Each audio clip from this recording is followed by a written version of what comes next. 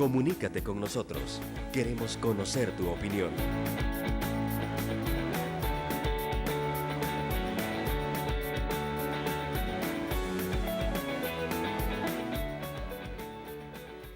Vamos a darle como siempre información. No somos un noticiero, recuérdelo, aquí nosotros hablamos de lo que los noticieros publican, de lo que los periódicos publican. No somos un programa solo de opinión pública, aquí tenemos entrevistas, comentarios, hablamos de todo un poco, así que tenemos que recorrer también lo que está publicado para hoy. Y en este jueves la portada de diario El Mundo está hablando del índice de percepción de la corrupción.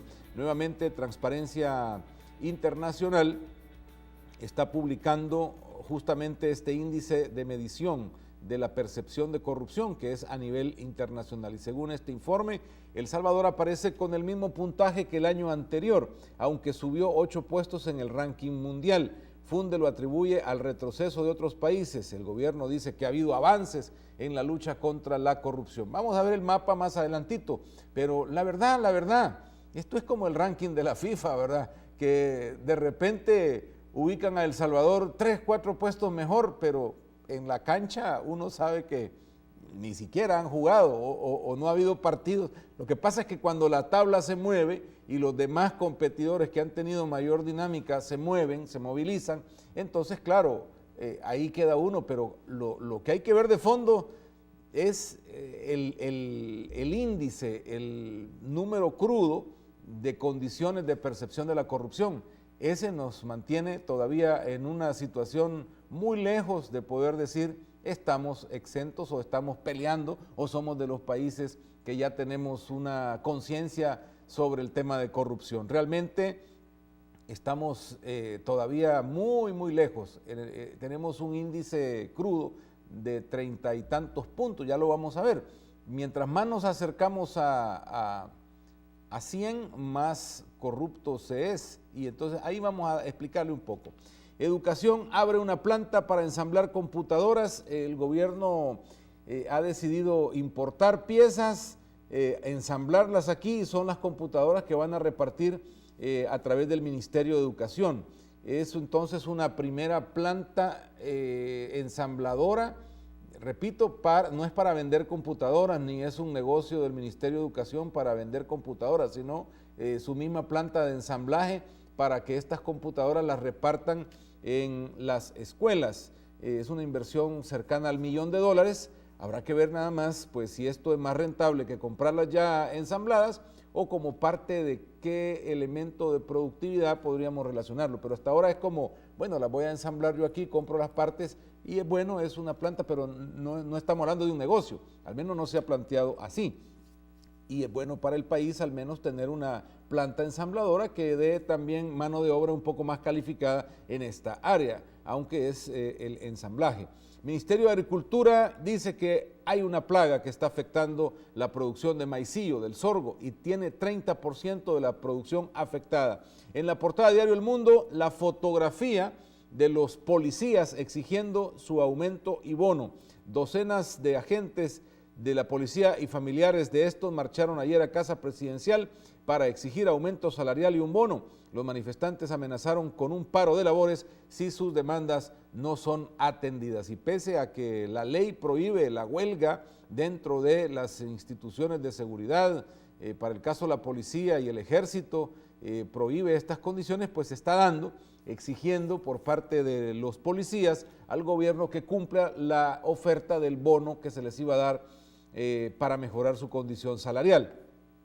El límite es el cielo, dice la prensa gráfica al publicar hoy esta fotografía. Es un salto desde un helicóptero a 7,000 pies de altura. Esto es parte de lo que va a tener el show aéreo el fin de semana. Aumentan renuncias de policías, por otro lado, mientras se habla de las condiciones de necesidad planteadas, mejor salario, mejores aperos para hacer el trabajo de los policías, porque reclamaban que ni balas les dan, que no han llegado los chalecos antibala, que los automóviles no han llegado a todos lados. Bueno, mientras eso se reclama, también hay algunos que están dejando el barco, y no es para menos con las amenazas a sus familias o la situación de violencia que se está viniendo en su contra. Pero A pesar de todo, es un número todavía dentro del volumen de la institución, digamos, bajo. Son 358 miembros de la policía que se retiraron el año pasado, aunque destaca la prensa gráfica que esto tiene un aumento, hablando de cifras estadísticas. 1.500 empresas están cerrando en el país también por la inseguridad y hay una calificadora de riesgos que está advirtiendo al país nuevamente por la deuda que está elevándose respecto a nuestro Producto Interno Bruto. Standard & Poor's dice que vamos a llegar casi al 70% del PIB en la deuda pública, y el Ministerio de Educación, también destaca la prensa gráfica, inaugura su planta de ensamblaje de computadoras personales. En el diario de hoy jueves 28 de enero, lo publicado es esto: país está estancado en la lucha anticorrupción. Los casos del Chaparral y de gastos no revelados en viajes de Funes inciden en la calificación del país. Bueno, yo creo que hay muchos casos que pueden incidir en esta evaluación, aunque entenderíamos que la evaluación se ha hecho algunos meses atrás, pero igual no se ha movido el país ni para atrás ni para adelante, lo cual también es como preocupante, ¿no? Porque uno puede retroceder bastante o podría adelantar. Lo peor que nos podría pasar es retroceder, pero no nos hemos movido. O sea, eso tampoco es bueno, es una parálisis en algo que deberíamos estar tratando de mejorar, considerando la cantidad de casos que tenemos. Policías protestan frente a Casa Presidencial, la cosa se puso un poco caliente y se volvió hasta cuestionado entre los medios y por la prensa el hecho cómo habían roto las barricadas que nunca logra sobrepasar ningún otro grupo de manifestantes. En esto fue así como, miren, los otros policías que estaban custodiando al final, si habían cedido por la presión o porque también hay complicidad y están entendiendo que bueno, lo que estos logren también me va a venir a mí, y entonces ahí le dieron paso y llegaron hasta el portón de Casa Presidencial. Virus del Zika se expande hasta Europa, y Vladimir Putin allá en Rusia ha dicho: nos llega esta cosa de América Latina, tomando también sus precauciones la gente en Europa por la llegada del Zika. También está ya hablando Estados Unidos y la administración Obama sobre el tema de esta enfermedad que a nosotros nos está golpeando en la zona centroamericana y en nuestro país. Vamos a lo digital, entramos revisando Diario Latino, que tiene, dentro de otras informaciones, algunas relacionadas al tema de seguridad, las reacciones de la manifestación de ayer. El comisionado de la seguridad, Hato Boone, le tiró la pelota al nuevo ministro, y de El Salvador a Los Ángeles, Estados Unidos reporta el primer caso del virus del Zika. También aparece la cobertura a la petición de los policías sobre el dinero que dicen pues están esperando en el bono. También este periódico digital está publicando sobre el retorno de los vientos nortes para este día jueves, y también está hablando de El Salvador es uno de los países del planeta con mayor declive democrático, y aparece otra notita muy interesante de declaraciones del mismo expresidente Mauricio Funes diciendo que recibió dinero de Arena y del FMLN en algún momento, préstamos y dinero que pues llegó a sus manos por medio del exsecretario general del partido, el doctor Fabio Castillo, y esto lo declaraba al medio La Órbita TV. Veamos más de lo que está en línea. Diario1.com está publicando sobre el costo de la telefonía del cable y telefonía que vamos a pagar los ciudadanos para que lo usen en la asamblea. Son $59,000 por 3 meses de telefonía y 42,000 por cable. Ahí lo pagamos nosotros, y los impuestos también de eso los pagamos los ciudadanos, sin duda alguna. Hay declaraciones de Roberto Rubio, director ejecutivo de Funde, hablando del tema corrupción. El expresidente Funes está nervioso, y los nerviosos pueden decir cualquier tontería. Esto al hablar de los casos y principalmente de los 600,000 con que entró y que salió solo con 100,000 más, y entonces tendrá que explicar por qué aparece con tantos carros, dijo el director de la Funde al ser consultado sobre los casos en el país y en las investigaciones a funcionarios y exfuncionarios. Esto está dentro de lo publicado hoy en este periódico diario1.com.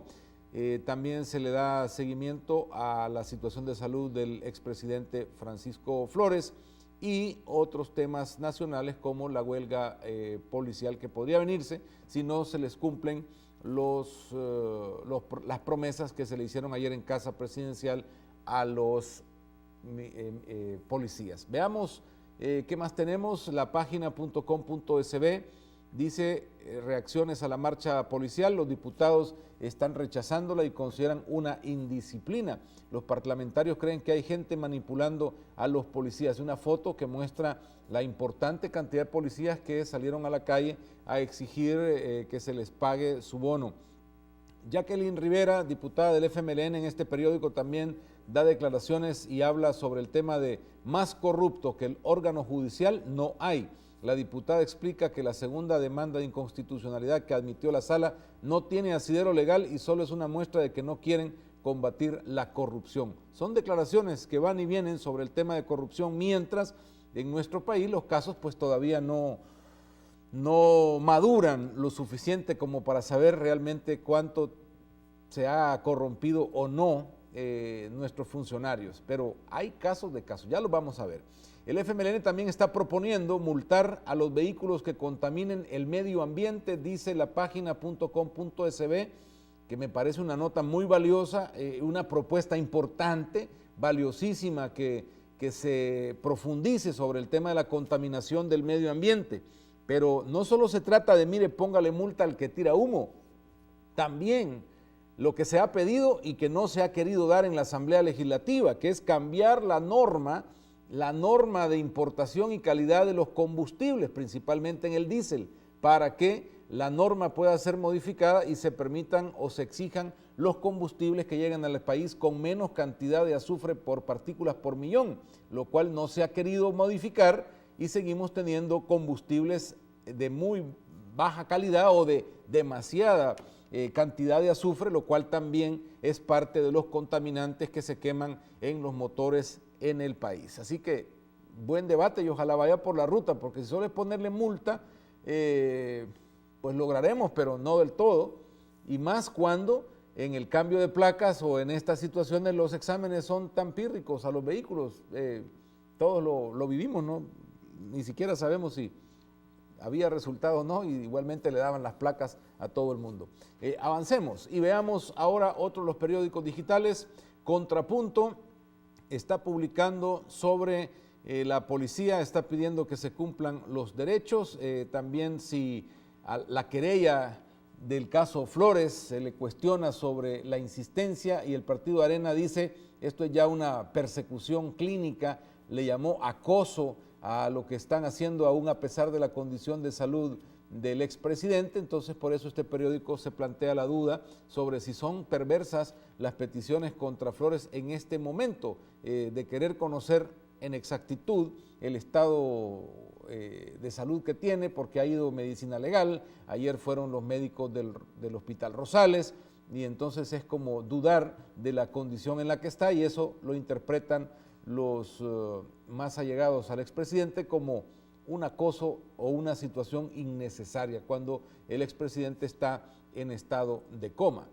Veamos el blog, da algunos detalles sobre la salud del expresidente Flores. Hay una nota interesante en el blog hablando de corrupción. Se está investigando el posible lavado de dinero de las FARC en Centroamérica. Este dinero podría haber llegado a Costa Rica o algún otro país de la región. Se calculan unos 35 millones de dólares en manos de las guerrillas colombianas que podrían haber sido lavadas en nuestra región. ¿A dónde van a parar estos dineros? Es importante. Seguimos y avanzamos en este recorrido por la información. Vamos a pasar a las portadas internacionales que hemos recorrido y recogido hoy. Nos llevan al periódico El Nacional de Venezuela. Venezuela está en la lista de la corrupción en América Latina, pero en el top. Venezuela es el país más corrupto de Latinoamérica y está entre los 10 peores del mundo, según el índice de corrupción de Transparencia Internacional. En una escala de 0, muy corrupto, a 10, muy transparente, Venezuela obtuvo un puntaje de 1.9, superando al resto de países de América Latina, dice este periódico. Y ahí tenemos entonces la situación de corrupción según lo publica el periódico El Nacional de Venezuela. Aparecen con su ranking y con su medición cruda, que es cuando ya se traslada al puntaje específico. El Clarín de Argentina está publicando hoy lo siguiente: primer paso para un fuerte aumento en las tarifas de luz. El gobierno amplió las medidas para el futuro incremento en la tarifa de luz y en el marco del sistema de distribución del servicio dispuso la eliminación del programa de uso racional de energía eléctrica. Ordenó a la empresa Edenor y Edesur implementar la facturación mensual del servicio y que haya una tarifa social para sectores de menores recursos. La medida se suma a lo dispuesto por el gobierno, que determinó los nuevos precios de verano en el mercado mayorista eléctrico. El periódico El Universal de México está publicando hoy: estalla conflicto en PRD por crimen de alcaldesa. Ante la petición del Consejo Estatal del PRD de Morelos de expulsar de sus filas al senador Fidel de Médicis por las acusaciones de su presunta relación con el asesinato de la alcaldesa de Temisco, Gisela Mota, la dirigencia del Partido Nacional seguirá el proceso de expulsión en el que llamaría a cuentas al legislador como parte de su derecho de audiencia ante los órganos internos del partido. Pero la situación difícil en México, hablando de política, esta situación es preocupante cuando no solo se trata de corrupción, sino también del involucramiento o la relación directa con hechos violentos como el del asesinato de esta alcaldesa. Nos quedamos ahí en este recorrido breve, tratando de aprovechar al máximo el tiempo, y nos adentramos a la condición temática de hoy: la corrupción. ¿Qué tanto estamos luchando en el país contra la corrupción? ¿Nos hemos estancado o hemos avanzado con más corrupción, o realmente hemos avanzado con más transparencia y con mejores acciones contra la corrupción? Con eso volvemos. Comunícate con nosotros. Queremos conocer tu opinión.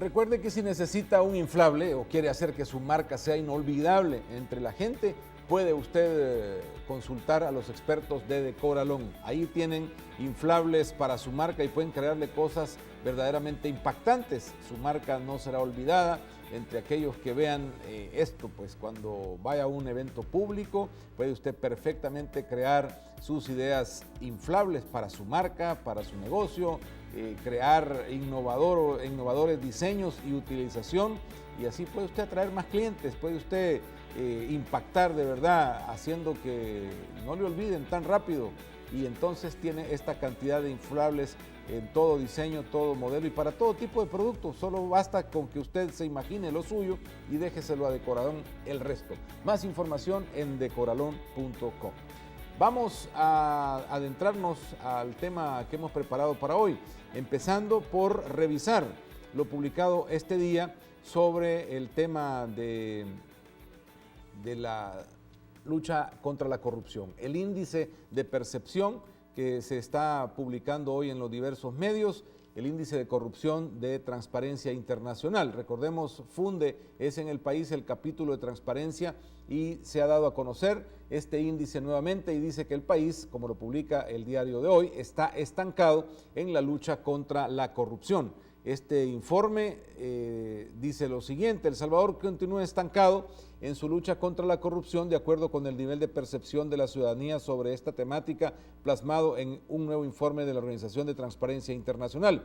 Según el documento, el país se ubicó en el lugar 72 de 168 países y obtuvo una calificación de 39 puntos de 100 posibles.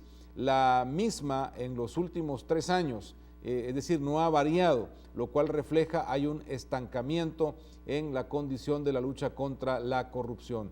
De acuerdo con Funde y su Centro de Asesoría Legal ALAC, esta calificación se relaciona con diferentes casos de funcionarios y exfuncionarios, la poca confianza en las instituciones como la Fiscalía General de la República y la Corte de Cuentas, como también el acceso a la información en el gobierno, en sus instituciones y en el resto de órganos del Estado.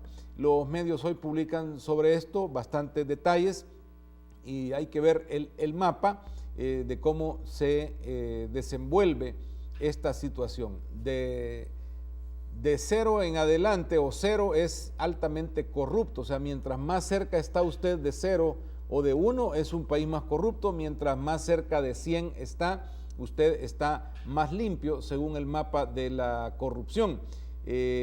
Aquí están algunos de los promedios, ¿verdad? ¿Dónde están los países con más corrupción? Nuestro país es 39 en ese dato crudo. No es lo mismo el dato crudo que el ranking de todos los países. Lo importante no solo es el ranking, sino realmente el dato crudo, que le muestra a usted la escala real de percepción, o sea, 39, que es el que tiene nuestro país. Sigue siendo una posición bastante cercana al 1, ¿verdad? Más lejos del 100, que sería menos corrupto, y entonces no nos hemos movido. Las zonas promedio en la Unión Europea y Europa Occidental, 67, van más cerca del 100. Asia y Pacífico, 43. América, 40. Oriente Medio y Norte de África, 39. Ahí andamos nosotros comparándonos con estos promedios. 33 en Europa del Este y Asia Central, y en África también un promedio cercano a 33. Estamos fuera de los rangos, creo yo, que deberíamos tener, teniendo a un Canadá, a un Estados Unidos en el continente con referentes importantes, o un Uruguay que tiene 74 en ese dato crudo, muy cerca del 100, ¿no? 83 tiene Canadá, es decir que sí es posible, pero en el resto de América Latina, y viendo a Venezuela, Venezuela tiene un dato de 17, o sea, muy cerca del 1, es por ello el país más corrupto de todo el continente, como lo hemos señalado en otra publicación que acabamos de leer.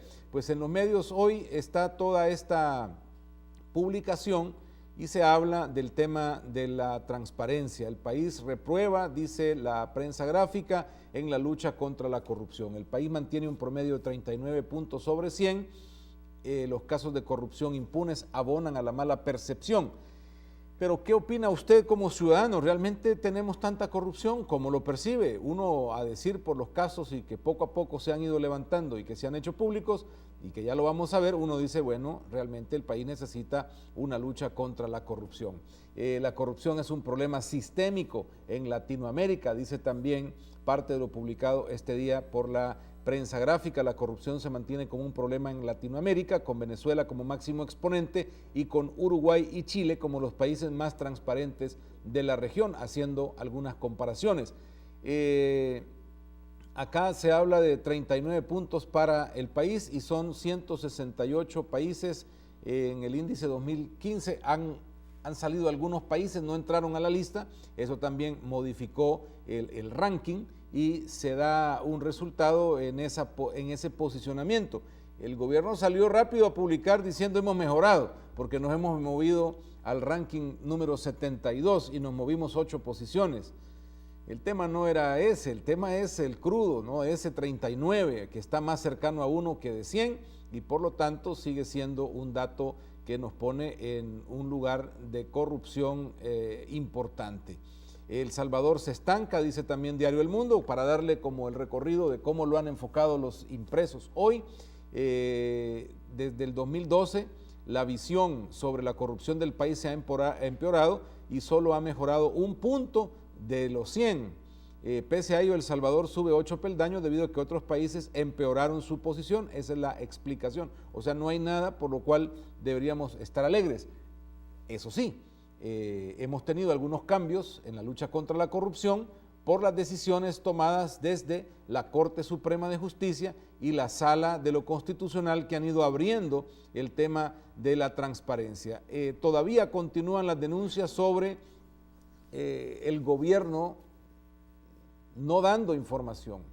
La presidencia, dice esta otra publicación en las páginas del Mundo, sigue restringiendo según Funde. El director de la Asesoría Legal Anticorrupción, Roberto Burgos, señaló que la Presidencia de la República, la Comisión Ejecutiva Autónoma Portuaria CEPA y el Ministerio de la Defensa siguen restringiendo información pública. De un total de 720 peticiones de información de mayo a diciembre del año pasado, casi el 100% ha sido respondida. Sin embargo, aseguró que esta respuesta no es suficiente. No estamos en un estado fallido, pero sí tenemos funcionarios fallidos, dice el representante de esta oficina.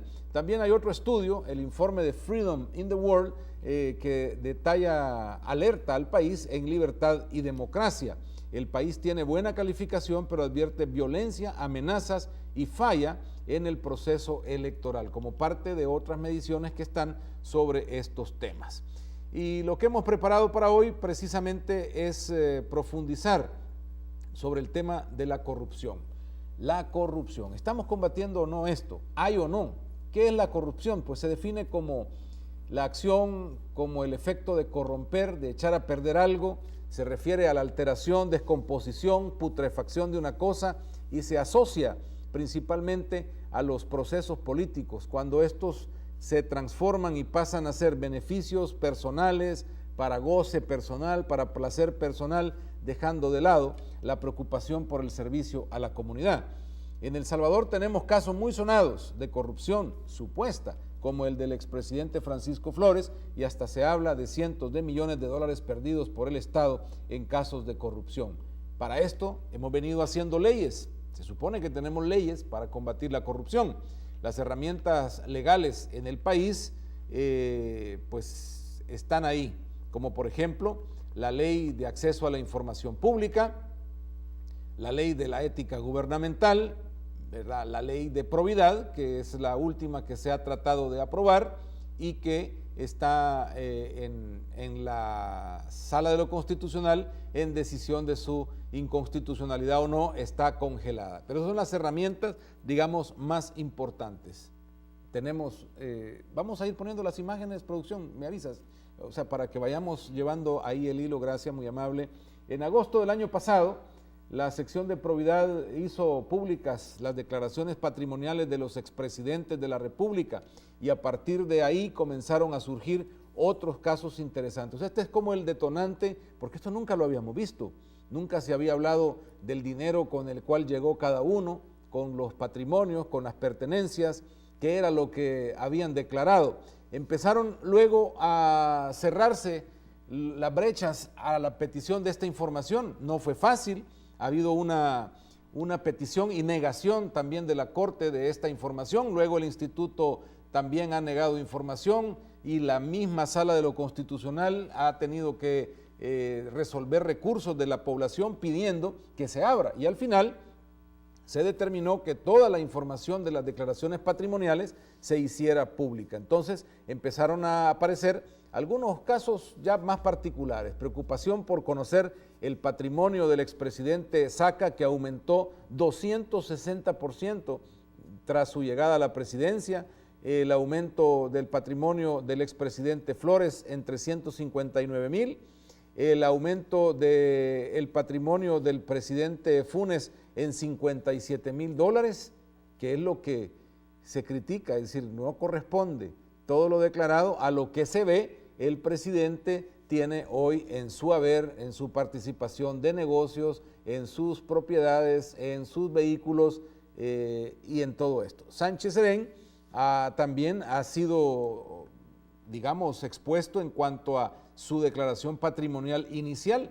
No ha terminado su periodo, todavía no se conoce. Pero esto empezó a ser un elemento importante en la vida de los salvadoreños y creo que por primera vez estamos adentrándonos en esto. Pero repito, no es producto de la transparencia de los funcionarios o de la aplicación de la ley per se.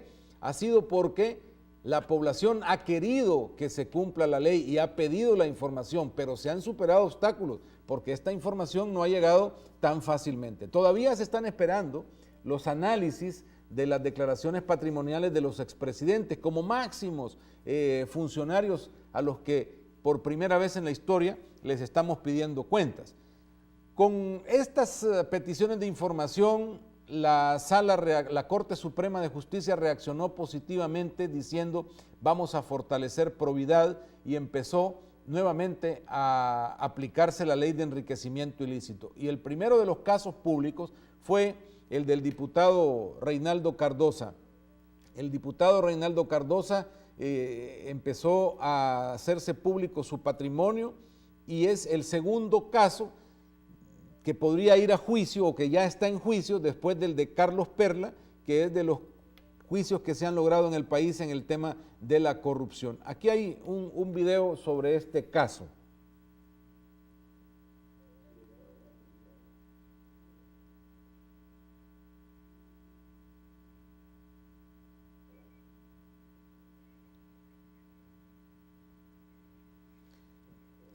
Bueno, hablemos del otro caso, el caso de Leonel Flores, exdirector del Seguro Social, en contra de quien también la Corte Suprema ordenó se siguiera un juicio por enriquecimiento ilícito al no saber justificar $600,000 en sus cuentas personales.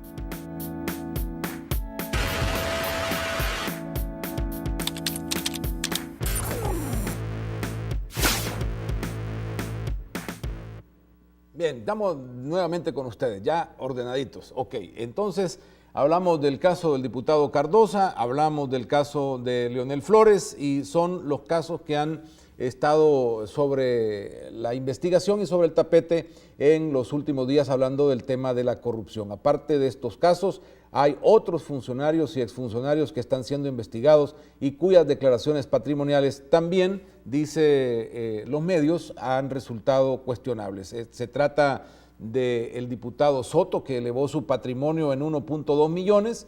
Este diputado salió a responder diciendo que había recibido herencias y también pues que por ello se habían movilizado sus cuentas. El diputado de Gana por el departamento de Usulután pasó de tener un patrimonio de $56,000 a uno que asciende a 1.154.000, un alza de 1.200.000 en menos de una década como legislador en la Asamblea Legislativa. Los casos empezaron a aparecer y públicamente se fueron siguiendo, ¿no? Y aparecían las acusaciones, aparecían los comentarios y aparecían las nuevamente declaraciones de cada uno justificándose. Hasta ahora la situación ha sido de ir avanzando en los casos y de ir apareciendo en los medios diferentes nombres. Otro de los nombres es el de Jesús Grande, que ha ganado $1 millón cada año, según lo publicaban también algunos medios en el mes de octubre del año pasado. Grande dice que sus ganancias son por sus propios negocios relacionados con la caña, pero es una gran cantidad de dinero la que reporta también en su patrimonio. Según las declaraciones presentadas a probidad, el funcionario percibió estos ingresos desde 2012 hasta la fecha. El diputado asegura que el dinero proviene de su negocio de caña de azúcar y de otros préstamos bancarios. Aquí hay un video sobre este caso. Entre créditos y ingresos de caña, yo he tenido aproximadamente unos 7,5 millones de ingresos en 4 años. Lo que hay que ver es los egresos, porque aquí ustedes también me ponen en problema con Hacienda. Vea, mis balanzas están auditados por Hacienda, tengo auditor fiscal, tenemos todo, vea, de parte de mi pequeña empresa, la empresa es mía, vea, no tengo ni tan siquiera ningún familiar en mi propia empresa, y ustedes dirán, ¿será desde el 2012? No. Yo vengo trabajando en el rubro de la caña desde el 98-99. Así el país empezó a tener por primera vez la justificación de funcionarios sobre su patrimonio. Sean declaraciones verdaderas, sean justificaciones exactas o no, que eso podría dilucidarse en el caso de que las autoridades consideren que puede haber un indicio. Es la primera vez que le corresponde al pueblo escuchar sobre de dónde proviene la riqueza de los funcionarios públicos. Otro de los casos es el de Cifrido Reyes, que según publicaciones a finales del año anterior, habría triplicado su patrimonio entre 2006 y 2015. El legislador y su familia registraron $717,000 más que cuando inició como diputado.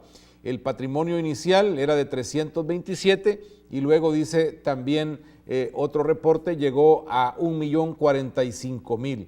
Recordemos que el patrimonio es lo que se tiene en bienes muebles, en inmuebles, en dinero en los bancos, todo lo que tiene él y su familia más cercana. La presidenta de la Asamblea, Lorena Peña, aseveró que todos los funcionarios, ya sean diputados, alcaldes, concejales o expresidentes, deben ser investigados por la sección de probidad de la Corte Suprema y que las indagaciones no deben ser dirigidas a una sola persona. En los momentos en que se cuestiona el incremento patrimonial del expresidente de la Asamblea Legislativa, los archivos del CNR también reflejaban que el dirigente había adquirido más inmuebles, tanto casas como terrenos, es decir, su patrimonio se veía incrementado. Se registraban en el Centro Nacional de Registros nuevas propiedades a nombre del exdiputado y ahora presidente de Proesa.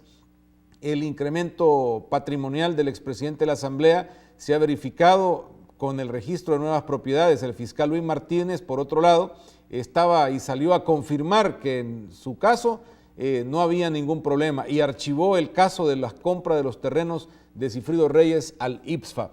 Declaró el 29 de octubre, mientras se hacía toda la discusión de esto, pues salió el fiscal a decir que no habían méritos para la investigación que se le seguía al expresidente de la Asamblea Legislativa, pese a el reporte de crecimiento patrimonial y que según la ley de enriquecimiento ilícito, todo incremento fuera de lo que se puede percibir, lo puede generar el ingreso como funcionario público, debe ser investigado.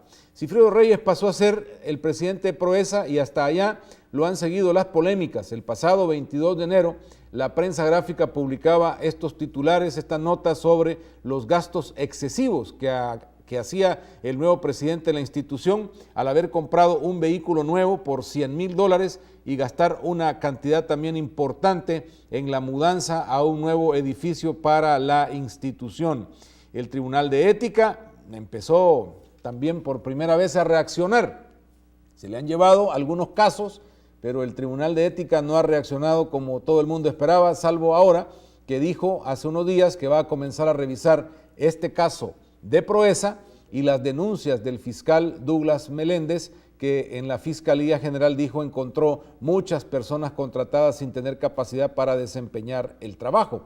El pasado 26 de enero dio declaraciones el presidente del Tribunal de Ética a la radioemisora Estéreo Club y dijo que el Pleno de Magistrados del Tribunal se reunirá para considerar si ambos casos son meritorios de investigaciones preliminares en las que se determine indicios de violación a la ley de ética gubernamental, de los cuales hay bastantes, pero hasta ahora reacciona el tribunal y hay otros en los cuales ha quedado pendiente de dar resultado y pues no es contundente respecto a lo que siempre se ha pedido. El tema del nepotismo aparece nuevamente en las páginas de los medios, el nepotismo que es la contratación de familiares dentro de las instituciones.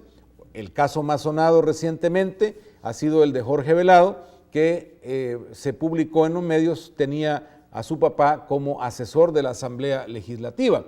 Velado dijo que su padre devenga un salario de $1,000 y que no tiene problemas en decirlo, manifestó en una entrevista que le hizo Nacho Castillo. Esa fue la respuesta del presidente del Partido Arena tras recibir señalamientos sobre su papá como trabajador de la Asamblea Legislativa y que hace uso también del seguro médico que tienen los empleados de la institución. En los momentos en los que el Partido Arena estaba cuestionando la contratación de un millonario seguro médico y de vida para los funcionarios, que se declaró hasta en emergencia para poderlo contratar con rapidez. ¿Cuál ha sido la tónica entonces a la denuncia de posibles actos de corrupción? Tú denuncias un acto de corrupción, yo te acuso de otro acto de corrupción. Tú hablas de corrupción, yo te mando a investigar a ti.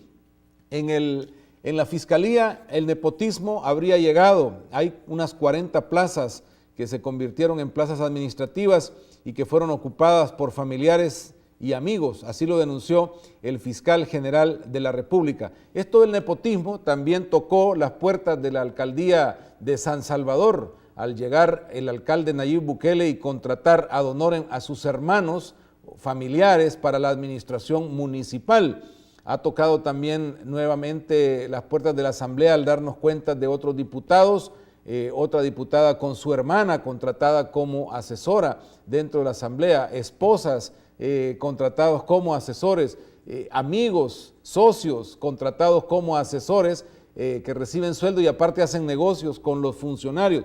Ha sido más o menos las imágenes de lo que podríamos llamar nepotismo. Hay que respetar los derechos de las personas, dijo el fiscal, pero hay que revisar si llenan los perfiles o si todas estas contrataciones se volvieron en un abuso. Incluso el fiscal habló de su propio caso, ya que su esposa trabajaba en la fiscalía, pero esta renunció a la llegada de él como nuevo fiscal, pero él trabajaba antes en CEPA, es decir, la esposa en la fiscalía y él en CEPA, ambos en puestos de gobierno.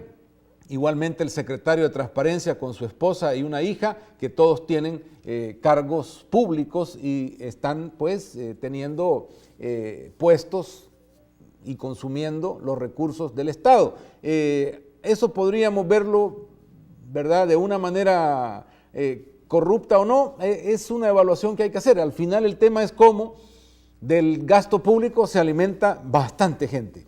Aquí tenemos unas declaraciones que dio el fiscal respecto a este tema. De 30, 40 fiscales, por ejemplo, no encontrábamos por qué se hicieron esos fiscales o las plazas. Hemos encontrado que está en plazas administrativas.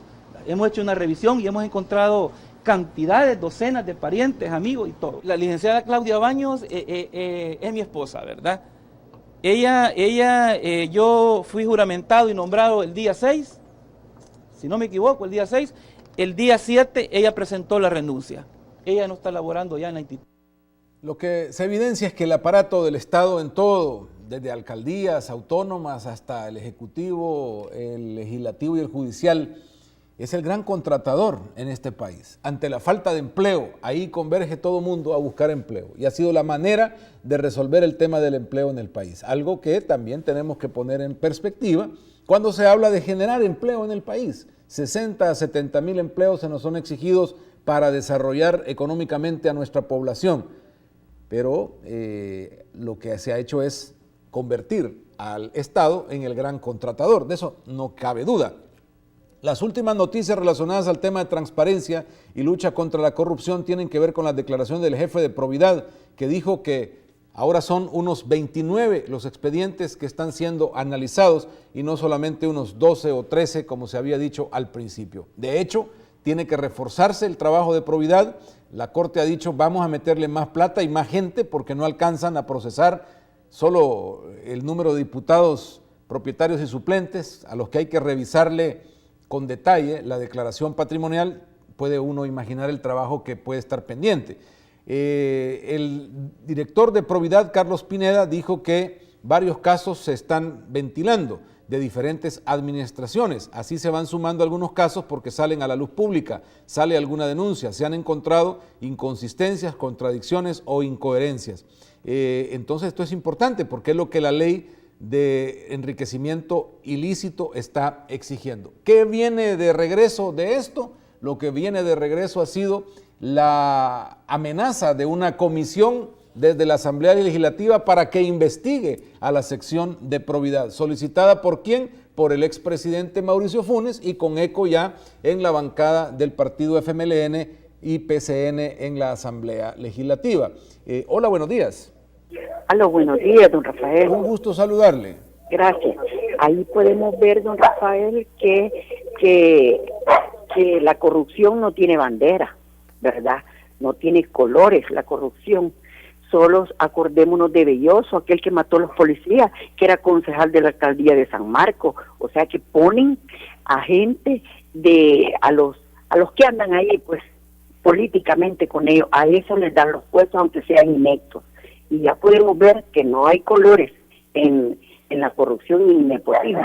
Tanto uno como el otro lo hacen, ¿verdad? Así es que esa es mi opinión. Gracias. Muchísimas gracias por llamarnos. Pues Y perdón que hoy vamos bastante atrasados para sus llamadas y no he podido emparejarme, pero ahí vamos. Hola, buenos días. Buenos días, Rafael. ¿Cómo no?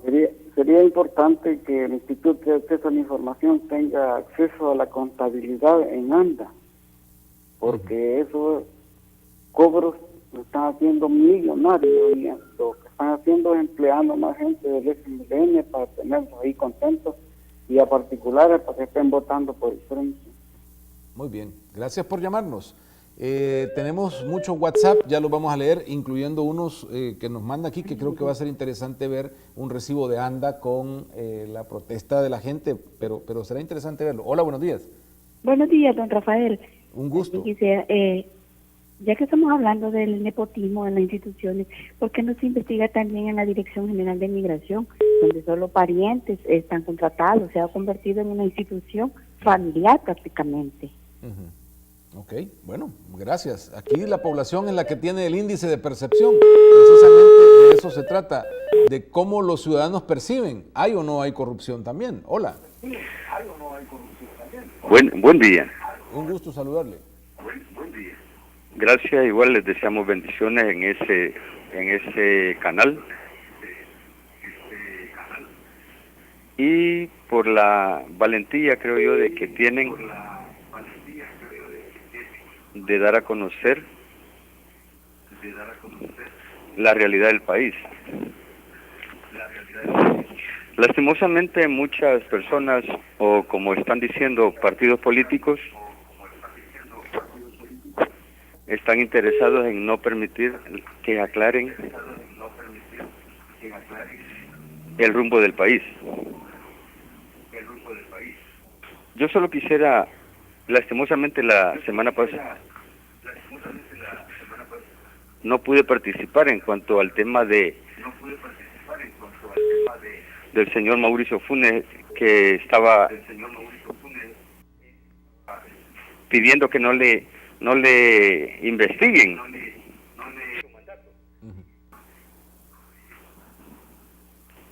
En este caso yo quisiera recordar de que se va a hacer en cuanto a la investigación a la compra de los aviones que hizo, la implementación del transporte de Citrans, los barriles que se encontraron con una buena cantidad de dólares y no se sabe el paradero.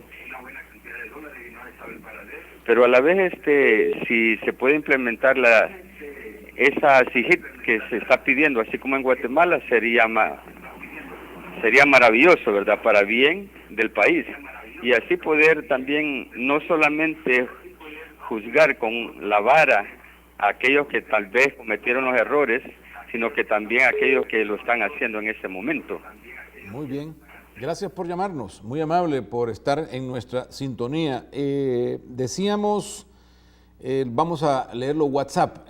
Buenos días, don Rafael, solo comentarle que siguen los robos, corrupción, dice, antes pagaba 2.29, de ahí 12, luego 25 y hoy 55, mañana el doble. Uno no trabaja solo para pagar la factura de ANDA. Lo que a mí me llama la atención de este comentario es el tema de cómo ha venido el consumo. En la barrita ahí a mano izquierda del recibo aparecen los metros cúbicos del consumo.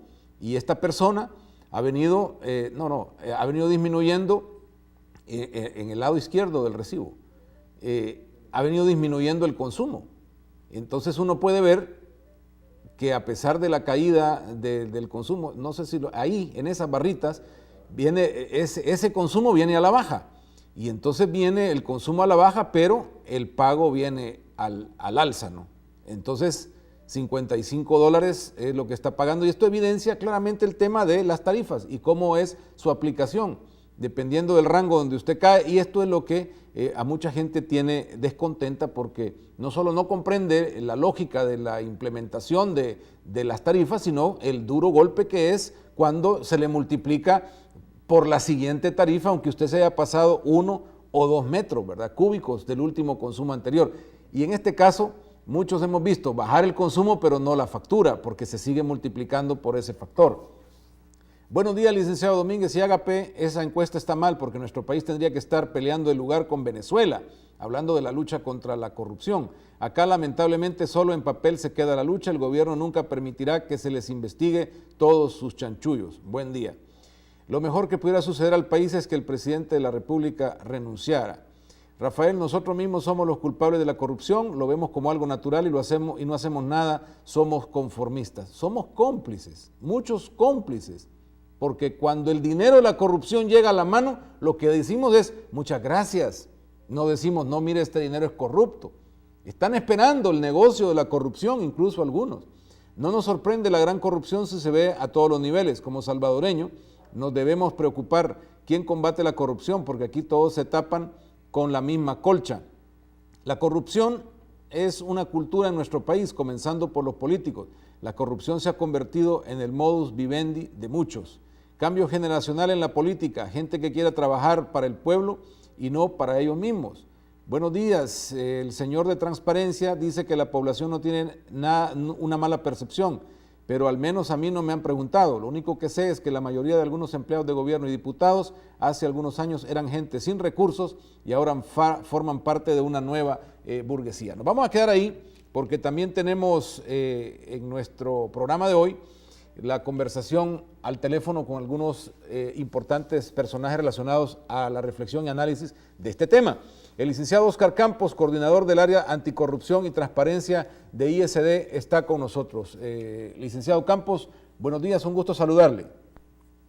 Hola, buenos días, un gusto, un placer enorme para nosotros estar nuevamente con ustedes.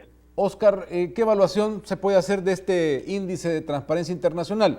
Pareciera que en el dato crudo, no en el ranking, porque ya vemos que eso puede ser afectado por condiciones exógenas, sino en ese valor 39 que nos tiene más cerca del 1, que es mucha corrupción, que del 100, que es estar limpio. No avanzamos según el diario El Mundo también lo dice, en 12 años, apenas un punto en el tema de transparencia y lucha contra la corrupción.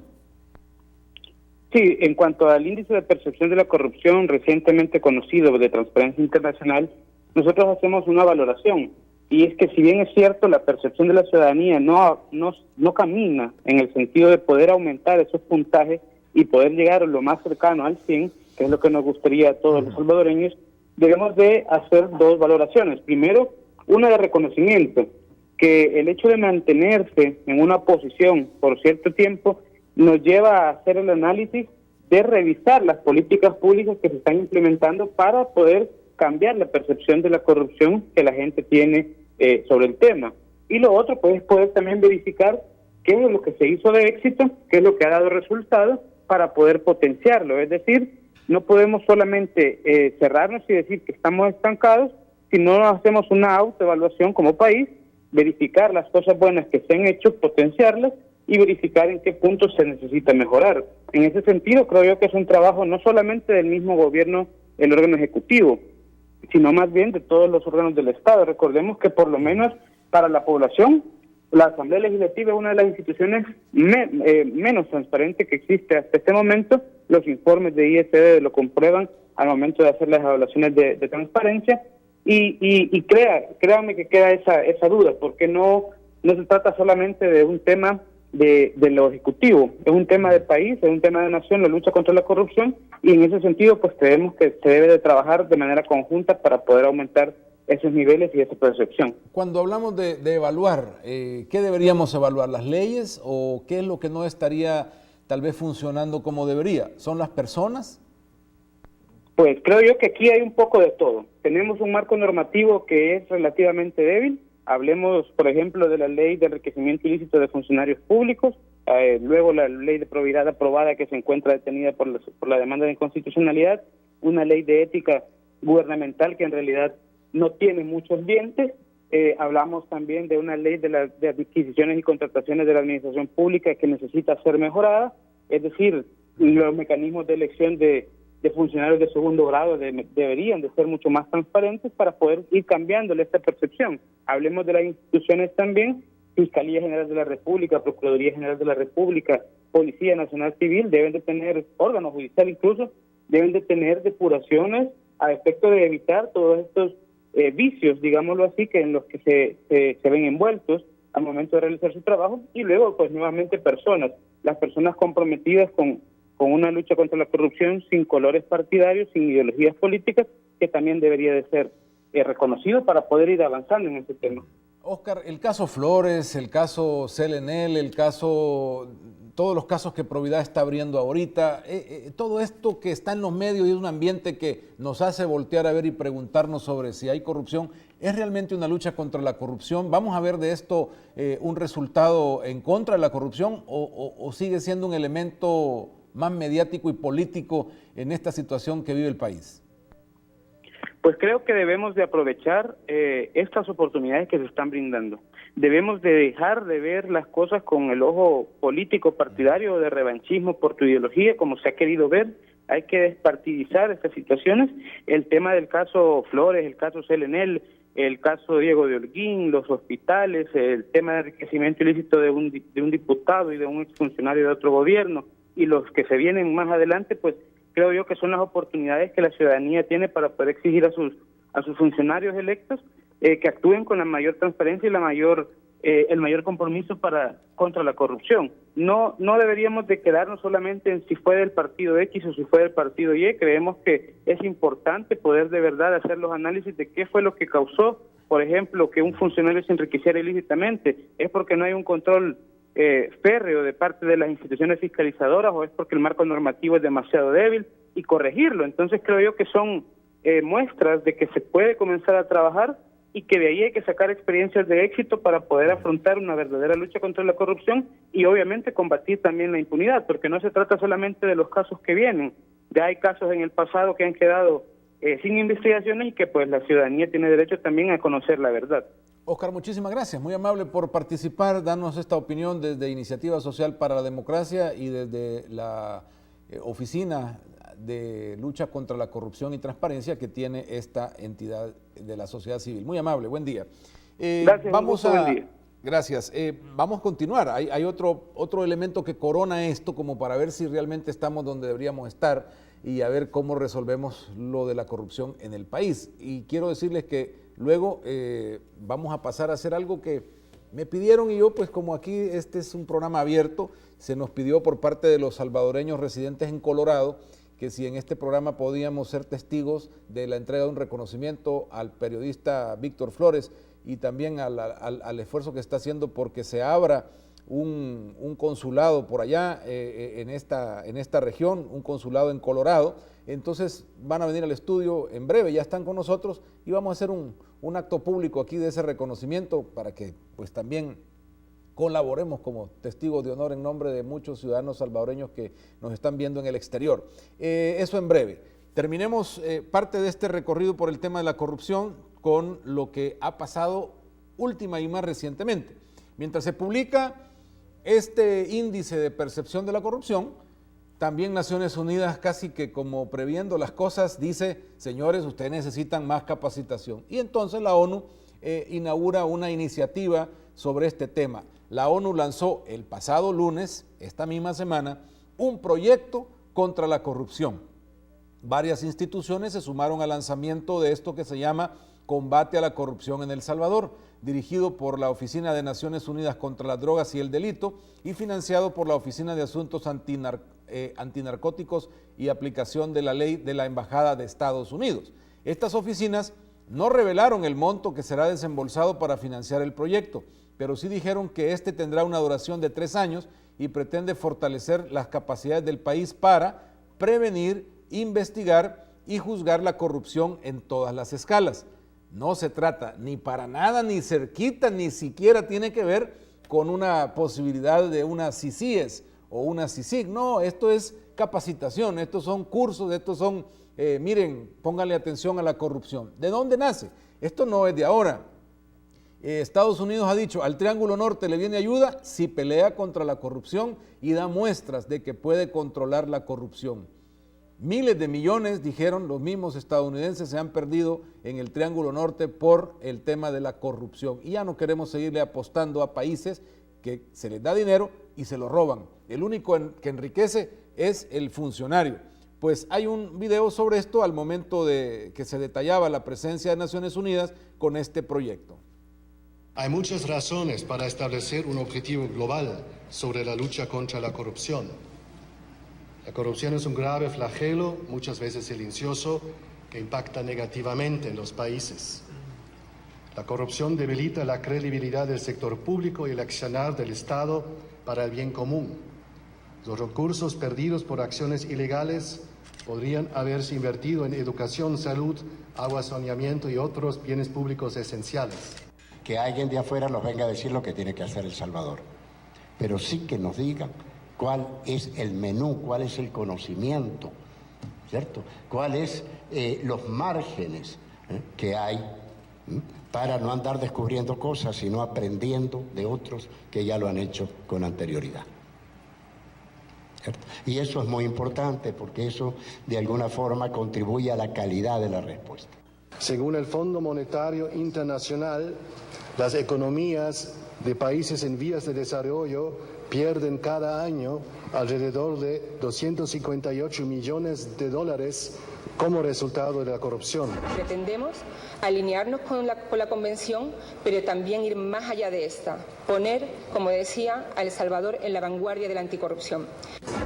Vemos nosotros la posibilidad de fortalecer internamente la capacidad de las instancias internas que tenemos para prevenir y combatir la corrupción, no solo al interior del órgano judicial, con los operadores de justicia, sino hacia afuera, hacia otras instituciones del Estado. Bueno, hay muchos retos, sobre todo trabajar bastante el componente de la transparencia, que es algo que nos compete a nosotros, igualmente a la Secretaría de Anticorrupción y Transparencia del Ejecutivo.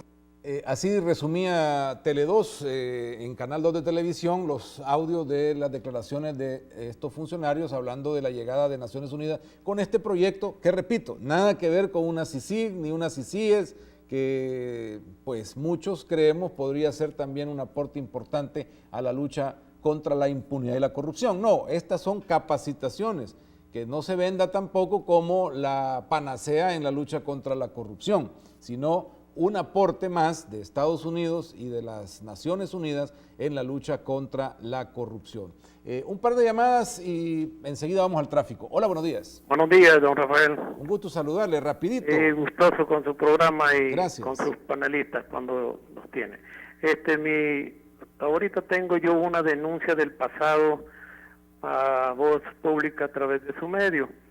Yo recuerdo allá en los tiempos de la guerra, del 80, dijéramos, hasta por ahí del 90, que muchos comandantes guerrilleros del FMLN en ese entonces, ahora en el poder, ellos masacraron, oiga bien, masacraron familias enteras para quedarse con sus propiedades. Esto valga la renombranza del señor expresidente de